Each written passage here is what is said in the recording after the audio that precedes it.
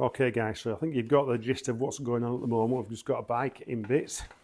If you remember from the last video, I mentioned that we're going to be putting back together a 2020 300 TPI. Now this is the bike that I stripped down a couple of weeks ago. You might see that on one of my previous videos. I'll put an information link in the top right hand corner now. But yeah, we've stripped it down. It's had a full complete engine rebuild. Let's have a look at some of the parts. So we've got the engine done there. That's pretty much ready to go. We just need a temperature sensor to go in. So we'll get that, that's upstairs. We've got the swinging arm here, new bearings in the swinging arm. We've got the main frame, which has still got everything electrical attached to it. Just a couple of little dents in the frame, but the frame is pretty good actually. The story with this bike is that it's, from the customer point of view, he was thinking about selling it, but then decided that the second-hand market at the moment is not very good, and it would take a big loss selling the bike, so he thought he'd keep it, refresh it and give it to his son to ride. So that's what's happening. We've got the box of all the separate parts here. We've got the wheels, we've got new plastics in that bag down there, we've got a graphics kit to go on it. It's going to take a couple of days to build back up this, I would think. But with these type of projects, you've got to decide how far you want to go with things. If you are going to do a complete refresh in a bike, you either do it as we're doing now, depending on budget, and how quickly you want it doing as well. That's another factor. But if you're going to do a complete rebuild, if it were my bike, it'd have been everything taken off, taken right down to the frame and nothing else. It'd have been a frame, repair and repaint, and then it'd have been complete new plastics. It would have anything that it would need. I'd even go as far as to look at professionally cleaning the throttle body. You can see there's a lot of ingrained dirt in on the throttle body. So you could, hang on, the camera's going a bit funny. So yeah, sorry. So you could have this professionally cleaned, have it vapor blasted, and get it back to brand new. The subframe straight, so I'll probably look at having that vapor blasted as well, like I did on my 450. But again, it's down to customer budget, etc. The yokes, triple clamps, they're something that you can have vapor blasted and made to look like brand new, providing there's no big dents or gouges in them. And so you could do the same with the swing arm as well. But this bike is going to be used for what it's intended for. So once this bike's put together, it's going to be trashed around the forests. It's going to be covered in dirt all the time, probably not cleaned as often as it should be cleaned. You know what I'm saying? So when it comes to the rebuild side of things, there's just so much you can do with it from our point of view anyway. I mean, looking at this radiator here, it's a straight radiator. Got a few little small imperfections on it, but it's something that if you're going to do a complete refresh, a proper job, restoration to brand new, you probably replace that, or at least have it vapor blasted so it's looking something similar and have all the little parts straightened on it. Likewise, things like this, the rad braces, have those professionally cleaned, vapor blasted, they come up like brand new. So yeah, and calipers as well. But everything's in reasonable order. It's just a bit grubby. But in this circumstance, it doesn't really matter too much because, like I said, the bike's going to be used for what it's intended for. So for this particular rebuild, it's basically engine refresh, suspension refresh, plastics, graphics, and any other little sort of details what need doing to make it, fully rideable and race worthy. So let's get it back together.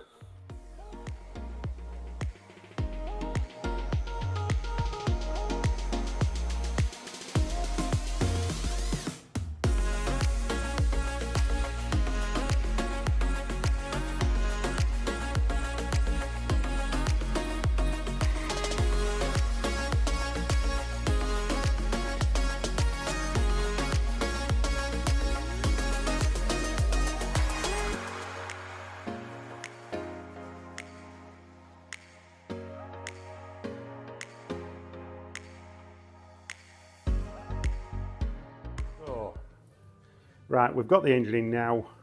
Just got to torque the engine bolts up. Subframe bolts to go in still. But suspension's in, swinging arm.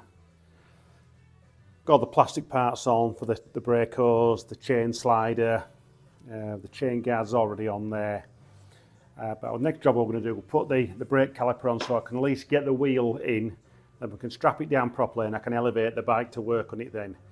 And then I can start finishing off all the sort of small bits in here, like putting injectors in, all that sort of thing, sort of a good working height. But I just found out that this is a little bit seized up, so again, there's going to be more time now just stripping this down, cleaning it all up before it goes back on the swinging arm. Let's get on with that then.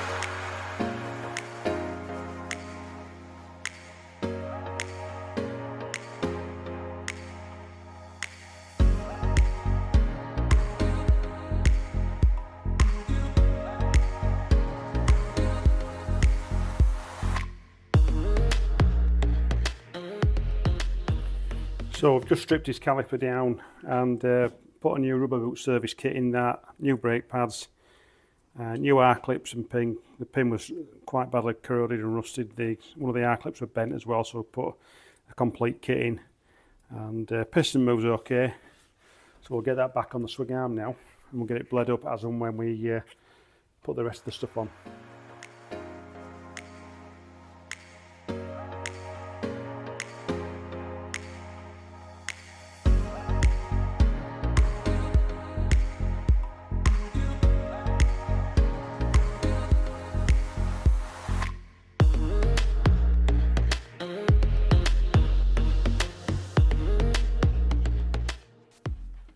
So I'm making a bit of progress now. We've got the back wheel in. One thing I'm not showing you, that I've had to just do the rear wheel bearings before I could put the back wheel in.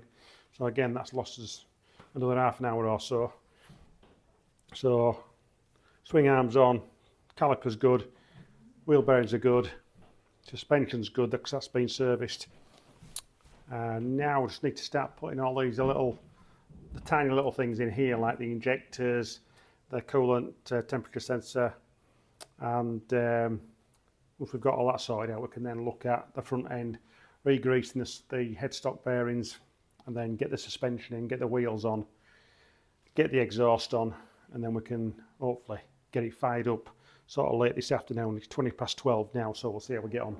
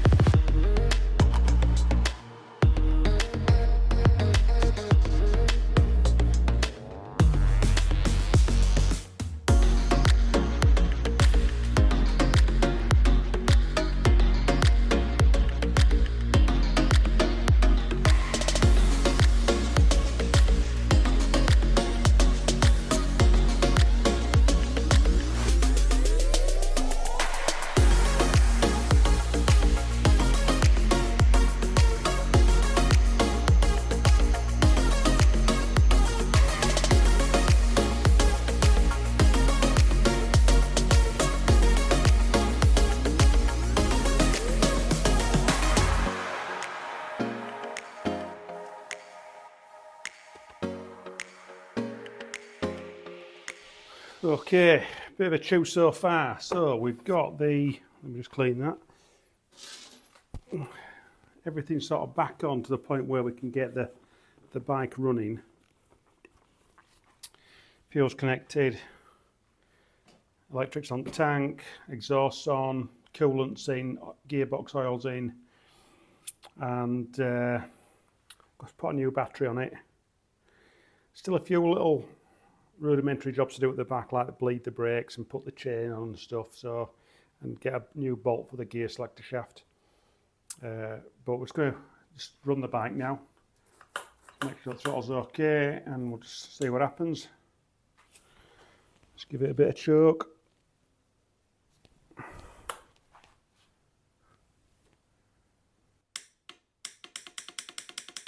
So we're just getting a, right, so brand new battery on. I think we might have a solenoid issue to sort out. Let's address that first.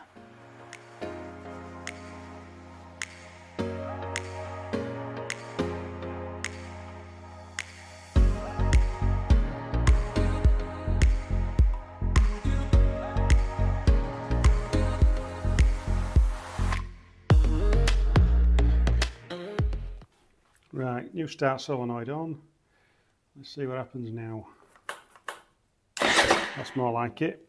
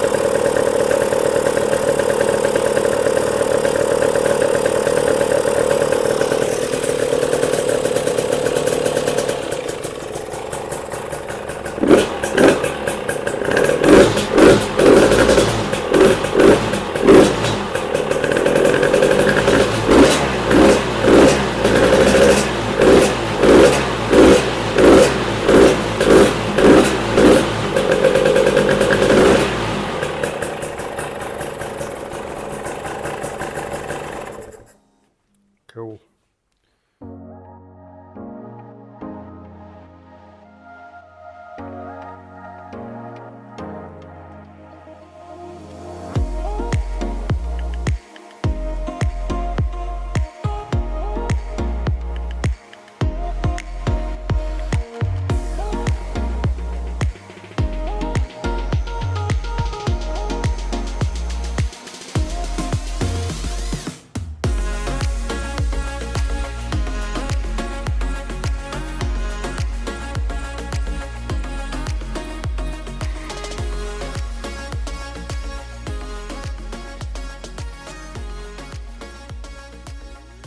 So there we go, all tidied up.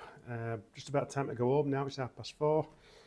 And we'll be back on this Monday morning, so we've still got graphics to do and the plastics. Still a few little things to do, like just got to torque everything up, like the triple clamps, just check all the engine bolts again. Back wheel chain to do. Once we've got the plastics on the forks, we can tighten the spindle up. Just a few little checking jobs really, and a few, we had a few little issues. Once it was back together before we could get it running, like we've put a battery on it, and also we've had to change the start solenoid.